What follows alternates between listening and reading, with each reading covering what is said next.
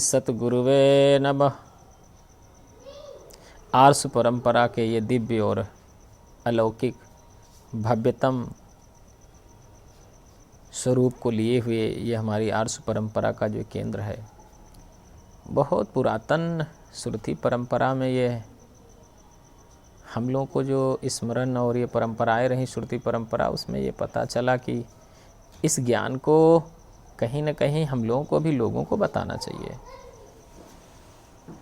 आप यदि वेद और उपनिषद की बात करते हैं तो लिपि परंपरा के पहले की यदि व्याख्यान आप देखें तो ये सारा सब कुछ हमारे श्रुति और स्मृति यानी बोलकर हमने परमपिता ब्रह्मा से कुछ उपदेश सुना और महर्षियों ने उसे ग्रहण किया और उन लोगों ने फिर अपने शिष्यों को बताना शुरू किया। सुनना, बात करना, मनन करना, चिंतन करना, इस परंपरा को चलते चलते कई युग बीते होंगे, जैसा हम लोग सुनते हैं। उस परंपरा में आगे आते आते लिपि परंपरा हमारी आई, ग्रंथ लिखे जाने लगे, स्मृतियों का भी थोड़ा लोप हुआ कालखंड के कारण, खान पान जो भी स्थिति है, कई महर्षियों का, मनीषियों का और आपके कई अच्छे विद्वानों का इस समय आप उद्बोधन सुनते हैं, वक्तव्य सुनते हैं। हम कितनी देर उन बातों को सुनते हैं, ध्यान करते हैं, मनन करते हैं, चिंतन करते हैं, ये सारा कुछ हमारे उस ज्ञान पे, परंपरा पे और हमें हमारे उस सनातन परंपरा का जो मूल है, हमारे जन्मांतर जन्म से हमें क्या प्राप्त हुआ है, हम क्या ग्रहण कर सकते हैं। ये जो हम लोगों का लोगों को कुछ बताने का या खुद मनन चिंतन करने का, पढ़ने का, स्वाध्याय का विषय मैं मानता हूँ कि जो चिंतन आपके सामने रखा जा रहा है, जो यज्ञ भगवान की प्रेरणा से और अनुभूतियों की प्रेरणा से और महापुरुषों के द्वारा जो यहाँ हमारे प्राचीनतम ग्रंथ रहे या ध्यान की परंपरा से जो हम लोगों को प्राप्त हुई, उसकी कुछ चर्चा अगले कुछ दिनों में आपके साथ आपसे करने का हमें प्रेरणा कहिए या मन का मेरे विचार कहिए या अध्ययन करने का तरीका कहिए, जो भी आपको अच्छा लगे। तो आपके साथ कुछ आर्ष परंपरा की चीज़ें चर्चा करने वाला हूँ। ये मेरे अकेले चिंतन की बात नहीं है, सत्यता तो यही है कि कई महर्षियों का, महापुरुषों का, कई सतचित चिंतकों का एक विचार आपके सामने मेरे माध्यम से आ रहा है। तो थोड़ा बहुत मनन करें हम लोग और चिंतन करें कि हम लोग क्या बदलाव कर सकते हैं।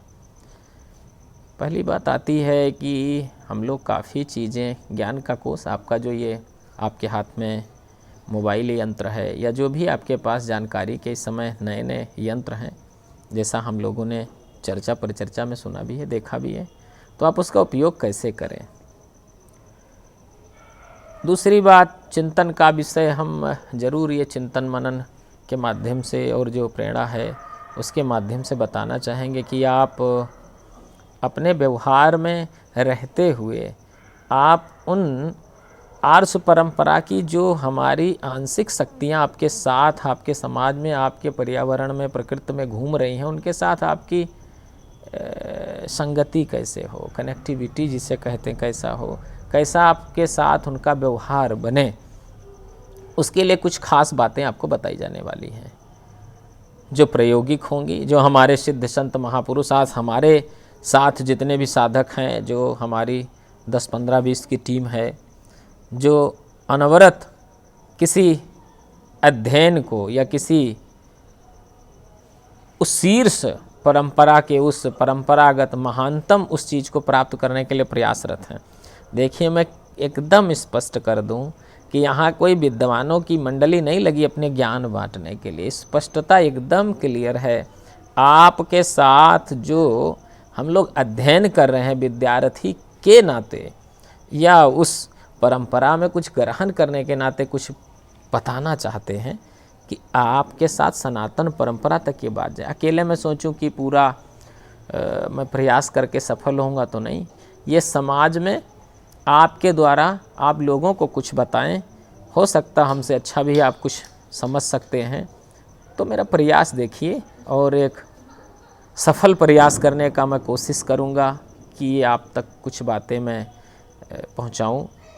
इसी क्रम में पिछले दिनों माँ त्रिपुर सुंदरी के जो रहस्य पूजा है उस बारे में यज्ञ का हम लोगों ने आयोजन किया। उससे क्या लाभ हुए, क्यों यज्ञ किया गया, यज्ञ क्यों हम करें, और हमसे पहले कितने महर्षियों ने यज्ञ किए और उनका क्या क्या परिणाम हुआ। यज्ञ की बात जब भी उठेगी तो आपके कई ग्रंथों में ऐसा उल्लेख है। महाभारत के अनुशासन पर्व की मैं बात करूं तो महर्षि अगस्त का नाम आता है। ये छोटा सा कर्म आज है, विषय छोटा सा है, इसका विस्तार हम लोग फिर दूसरे दिन करेंगे। तो महर्षि अगस्त ने संकल्प लिया 12 वर्षों तक यज्ञ करेंगे, कंटिन्यू 12 वर्षों तक। कौन सा ऐसा महापुरुष होगा जो बैठेगा और यज्ञ का अनुष्ठान में अगस्त जी का साथ देता। आप जानते हैं जब कर्म और भाग्य की बात आती है, पुरुषार्थ की बात आती है, तो महर्षि भीष्म ने कहा था कि पुरुषार्थ ही श्रेष्ठ है, भाग्य को उन्होंने उतना बल नहीं दिया था। तो छोटा सा कथानक है, आप देखें। यज्ञ का संकल्प महर्षि अगस्त का 12 वर्षों का हुआ। अब 12 वर्षों तक आचार्य भी साथ दें, ऐसा कैसे संभव है। ये कथानक विस्तार से आगे अध्याय में चर्चा करेंगे। इंद्र ने भी सहायता नहीं की, महर्षि कई ऋषि मुनि भी सहायता नहीं करते हैं, और इस प्रकार 12 वर्षों तक यज्ञ कैसे पूरा हुआ होगा। तो हम तो आज के युग में 7 दिन का, 5 दिन का, 3 दिन का, या कुछ विशेष अनुष्ठान करके 7 दिन आप मान लीजिए, 11 दिन मान लीजिए, बहुत हुआ 1 महीना मान लीजिए, चातुर्मास की कड़ी में 4 महीना मान लीजिए, हम थोड़े से प्रमादी कहिए या विषयों से इतर हम चले जाते हैं, हमें समय नहीं मिलता, और हमारे श्रोता या जो भी हमारे अनुष्ठान करता या यज्ञ के जो हमारे पुरोहित आदि होते हैं वो कर्म में नहीं आ पाते, समय नहीं मिलता। एक बार कल्पना करिए, आर्ष परंपरा के ग्रंथों को जानने के लिए हमारे विचार, हमारे कई लोग तत्पर होंगे, और कई लोग हम लोगों से मिलते हैं। गुरुदेव के यहाँ भी दर्शन ऐसे होते हैं, स्मृति में मेरे आता है। प्राप्त हम सब कुछ करना चाहते हैं, लेकिन उसके लिए समय क्या लगाना चाहते हैं, मार्ग क्या हमारा सही है, हम कितने उत्सुक हैं उन चीज़ों को प्राप्त करने के लिए जो हमारे ही पास है, हमारे भीतर है। बस मार्ग का स्पष्टीकरण न होने के कारण हम लोग बहुत परेशान हैं।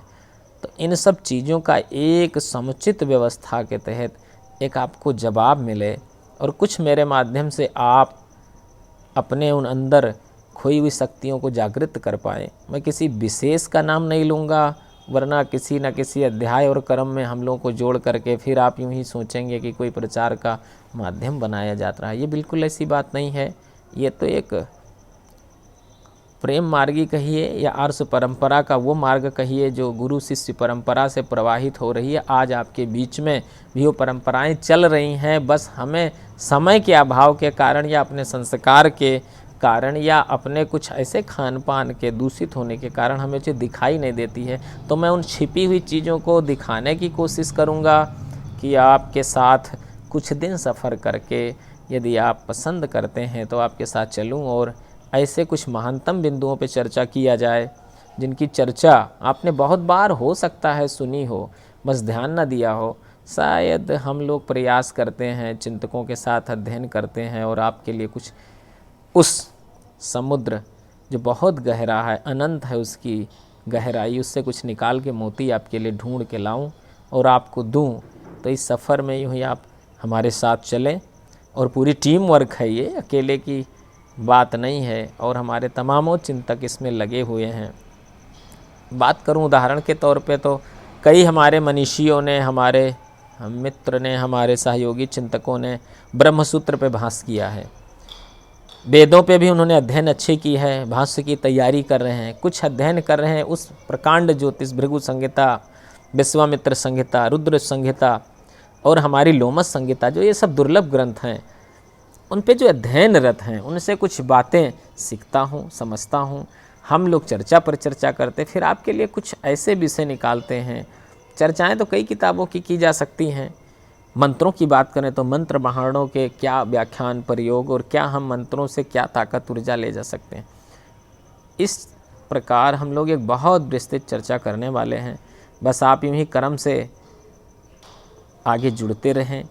चर्चा पर चर्चा तो बहुत होगी, व्याख्यान एक से एक सुंदर आने वाले हैं और कई लोगों की स्मृति, कई लोगों की अनुभूति, कई लोगों की चर्चा परिचर्चा, कई ऐसे ऐसे महापुरुषों के आपको व्याख्यान इस मुख्य माध्यम से सुनने को मिलेगा। तो यूँ ही संगत पे जुड़े रहिए, चलते रहिए और इस परंपरागत व्यवस्था को जो आर्ष परंपरा से अब तक चली आई, अपनी सनातन परंपरा को पहचानने के लिए थोड़ा समय तो लगाना पड़ेगा।